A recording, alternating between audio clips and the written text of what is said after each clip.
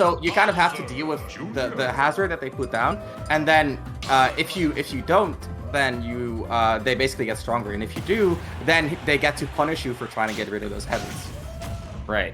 Well, here we go. Already the wall's been set up, and Snormanda using the fork to break it a little bit. But indeed, like you said, the wall, it's constantly wall and then neutral B to mine some new blocks and just stall for time, really. Here's the backup coming into play. It's funny. It's everything we kind of highlighted. It's like, okay, you got to use those tilts to get rid of the wall. And what I really want to see from iRefuse from this point, oh, we got a grab, no combo. What I really would like to see is I would like to see iRefuse put down a wall and then immediately, instead of mining, just trying to punish the way that Snormanda tries to get rid of the wall.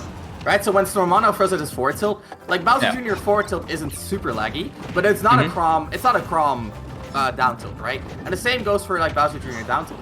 They're both pretty committal. So if Steve is not mining, then he can actually punish those tilts. I'm pretty sure with like a dash attack or maybe even a dash grab.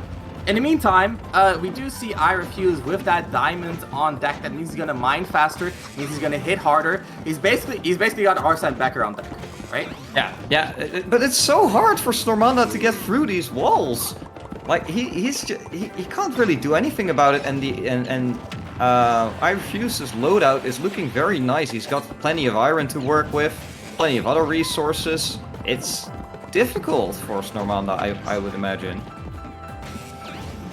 So far, Snormanda struggling a bit, and there's the Becker. That Diamond Becker is such a strong move. Using the down air as well to pressure the shield, just making it very ambiguous, and just setting up a strong pressure situation for Steve. Gets a little bit of an up tilt ladder, not gonna get the full conversion, but when you use that diamond, you're gonna get huge reward out of it, even if you don't get the full conversion. Uses the up B cancel to get to the center stage, and look at that Nair, we got the second diamond on deck. Yep, and that's all due to the diligence of just taking your time and mining everything out. And now, iRefuse is in a fantastic position. A stock up, has the right resources, has the right stuff. Let's see what Snormanda can do about it, though, because he has been kind of clawing his way back into it. Now 110% might be the ideal time for a jab or a smash attack. And this is super awkward for iRefuse because his diamond tools broke. Oh, he made that? Okay. Yeah. Anyway, his diamond tools broke. But he doesn't want to use his new diamond to make a new weapon because he's about to get KO'd. So in the end of that stock, he was in like this awkward position where he didn't have tools, but he didn't really want to make new tools either. Almost getting the shield break right there. iRefuse is going to use minecart out of the corner, jumps out of it for that forward air, more mining, more redstone, more resources. And that's the thing, when you get that diamond pickaxe, you're going to get to your next diamond faster because you mine more quickly. It's kind of, it's a positive feedback loop, right? You get your diamond, and then you get your next diamond even faster. Right, and I really liked the comparison that you made to Pac-Man earlier, because that's exactly what I'm seeing right here. Make sure you're safe. Take your time to mine, and then come back stronger, and use whatever tools you need at that point in time. Now, it's Snormanda with the up air ladder, only 57%, 70%, tries to go very deep, but the minecart will bail iRefuse out one more time. Yeah, that minecart has been putting in so much work for iRefuse. Is that with rage? With rage, it's enough! With rage. Snormanda is back in the game, that jab. Probably one of, if not the strongest jab in terms of knockback in the game. Snormanda finding the play that he needed to, and that, you can say a lot about the way that iRefuse is taking it slow, gathering materials, and then fighting when he's strong. Snormanda has been picking his battles very well himself, finding the right moments, the right interactions, and like you said, just slowly crawling his way back in, and most importantly, making it hard for Steve to find that killing blow. Look at the percentage on Snormanda so far. Right, and that's one of the nice things about Bowser Jr. He's pretty heavy, and he will survive that, and that's troublesome for iRefuse, because now he has to spend more time trying to find that KO, but Snormanda is just gonna chill, just gonna relax there, not scared of the TNT at all. And look at the resource bar. Yeah, that's what I was about to say. He has to start mining quickly. He has that diamond tool again. Finds 2 iron, actually. That's really, really solid. Already going to give him 2 outs, especially since he has that gold. Is going to make his minecart even faster. And look at the frame traps by Snormanda. Snormanda coming alive in a big way in the second half of this match. Just finding the right opportunities. And because iRefuse used those higher grade materials, the wall was a little bit harder to break. Got him a nice break. He now has another diamond on deck. So can freely swing his tools around, knowing that he can always replenish with a new diamond. That's gonna do the it. jab.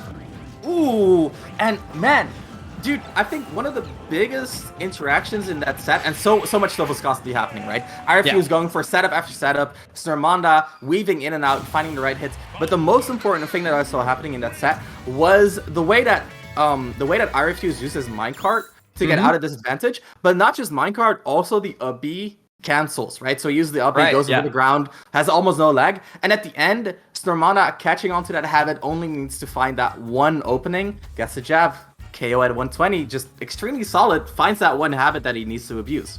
Right, and that's kind of the story of the set, or of the game, right? Because it was iRefuse taking things very slowly, Snormanda taking things even slower. And that's and I feel like he figured out what he needed to do to beat iRefuse in that first game. Now let's see what iRefuse can do in the second game, because there are change-ups to be made. There's still a lot of Steve things we haven't seen in the first game. Maybe we'll see some nice stuff coming out from him in the second game. But so far, this is an exciting set. Yeah, I definitely agree. And I mean, like you said yourself, right? They're both taking it slow, but at the same time, they're both looking for their setups. If Bowser Jr. gets that up air at low percent, he's going to get such huge reward out of it. 60% at least, plus an advantage state. And then Steve, on the other hand, also has like those up tilt / up air combos with the blocks. So both of these characters like extremely strong early combo percents. And then some kill moves that hit surprisingly hard, right? Like a diamond forward smash, a diamond back air. But also like Bowser Jr., if they hit you with the back air, that's a wolf back air right there, right? Yeah. If they hit you with a forward smash, that's extremely strong, extremely low on lag as well. So it's all about finding the right hits and finding the right setups. And we saw iRefuse looking for those TNT down smash setups as well at the ledge trap at the end there, kind of forcing it a little bit. And I feel like that is very interesting because it's so powerful that Snormanda, even if it's forced, Snormanda has to respect it, which is something that iRefuse can definitely make use of. Talking about making use of a good opportunity, that jab forward air train is going to get SDI'd out, but a good amount of damage. We talked about it just now. Amazing combo potential from both these characters at lower percents. The diamond is on deck. iRefuse just speedrunning that every single time.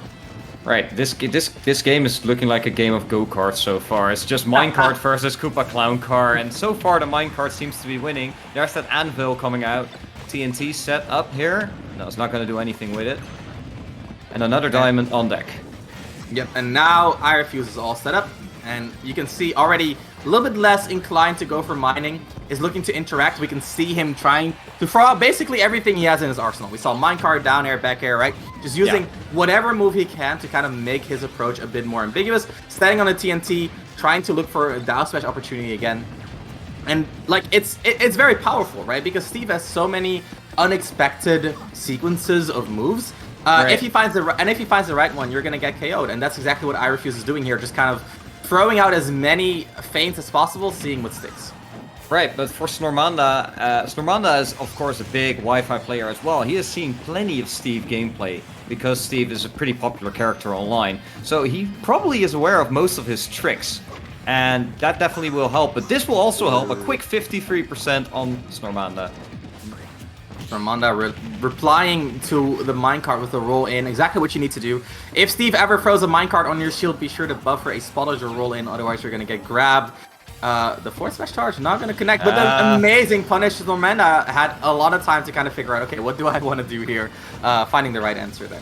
Right, just in time as well, because, well, it was very important to get a next stock going. Here's that up air string you were talking about earlier, Ramses. 71%, that's going to be it! Just like that, Snormanda, explosive as ever. This is what we know him for. Like we said in the first game, right? He finds the right hits. Talking about the right hits, the forward air after forward air, almost getting the up B as well, forward tilt, just continuing the advantage. And iRefuse again using one of those specials to get out of the corner. But you cannot be too carefree with those. We've seen how hard Snormanda likes to punish them. Right, and punishes we have seen from both sides, but mostly it's been Snormanda in this set. That up B, abandoned ship it's called. Well, it couldn't be more aptly named. And, well, now it's iRefuse on the back foot here. Almost an entire stock behind. This is looking very rough for him. the most interesting thing about this game, in my opinion, is that it kind of shows that even if you let Steve have all the materials that he likes, that doesn't mean he's going to win. It means he's more likely to get into good situations. He's more comfortable in this advantage, but it just means that the situations are tilted more in his favor. He's still going to struggle with the mid-range. He's still going to struggle with a lot of the similar things that he normally struggles with.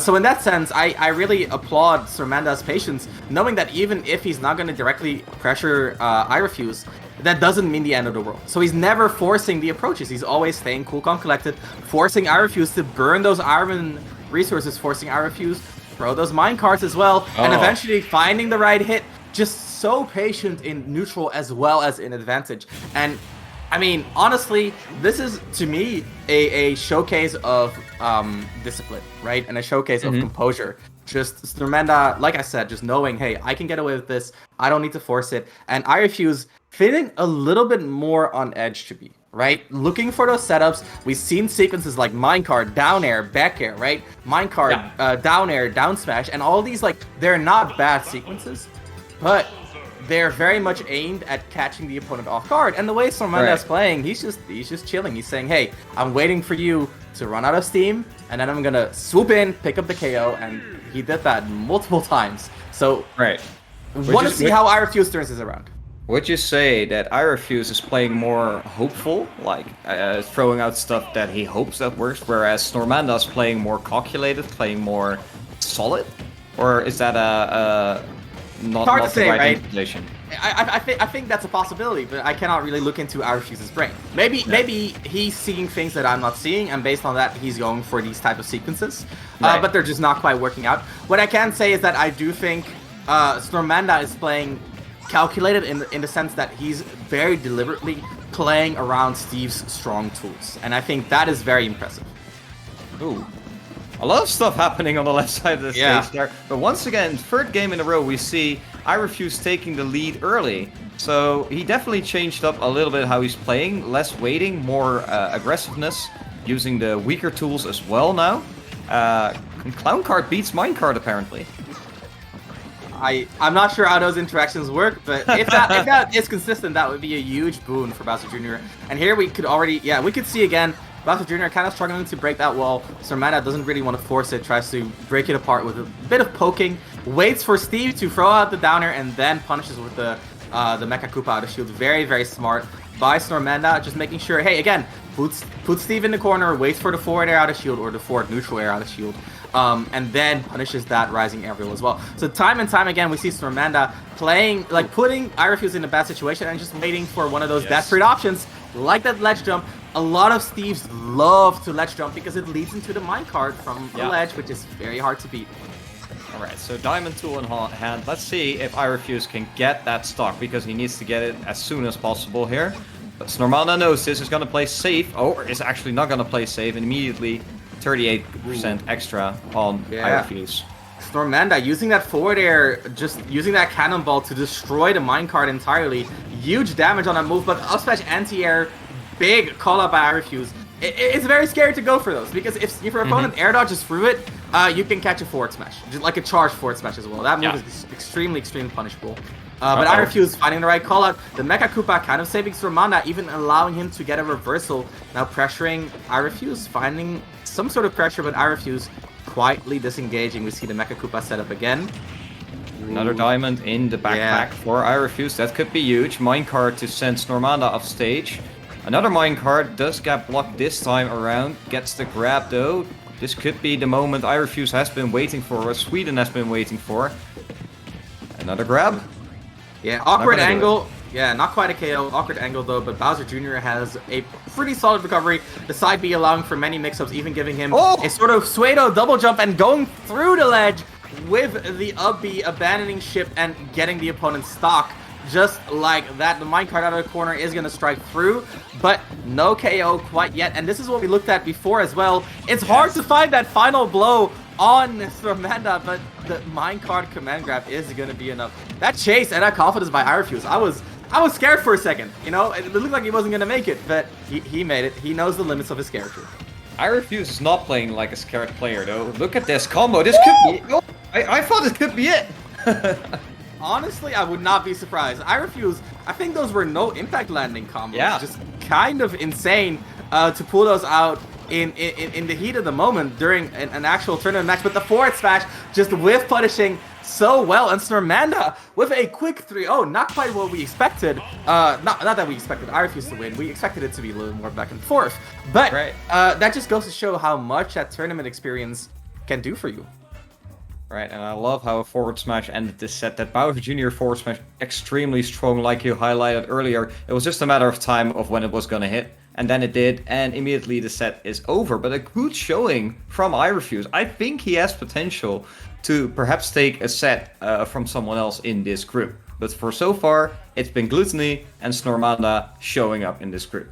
Which is super cool because that is our upcoming game as well. We got Gluttony versus Snormanda coming up. Of course, first we got the team disinfecting the setup, making sure that there's no threat of COVID